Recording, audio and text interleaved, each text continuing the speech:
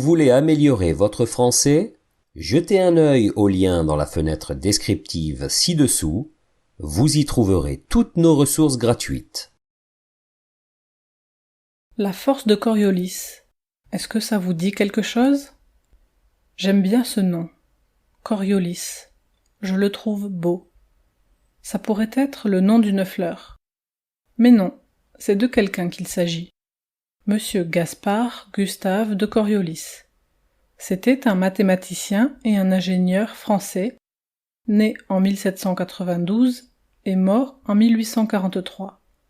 Mais s'il est connu du grand public, c'est principalement parce qu'il a formulé une loi de physique importante que l'on appelle maintenant la force de Coriolis, ou encore l'effet Coriolis.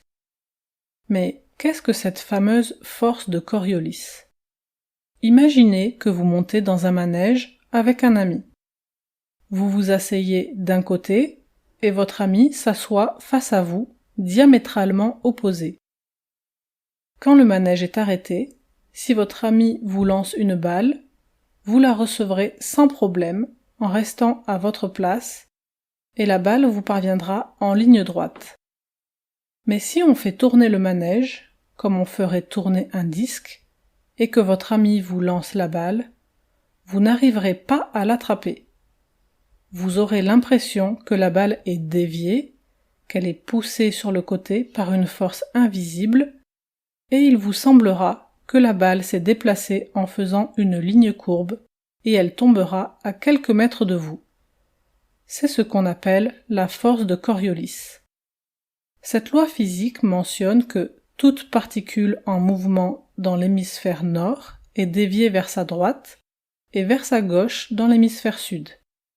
Ce qui me fascine par-dessus tout dans cette force de Coriolis, c'est qu'on retrouve ces effets partout dans l'univers, de l'infiniment grand jusqu'à l'infiniment petit.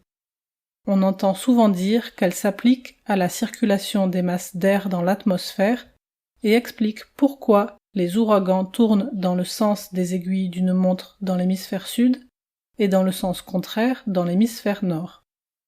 Mais l'effet Coriolis permet également de comprendre les vibrations de certaines molécules qui tournent sur elles-mêmes, ainsi que les techniques de vol de certains insectes comme les mouches, ou encore certains phénomènes liés aux trous noirs. Vous pouvez écouter le podcast en entier qui comprend 5 autres reportages intéressants. Bon podcast! Le journal en fleu paraît tous les 15 jours. N'hésitez pas à vous inscrire à la newsletter, à notre chaîne sur Podcastix, à notre chaîne YouTube ou sur nos pages Instagram et Facebook. Salut!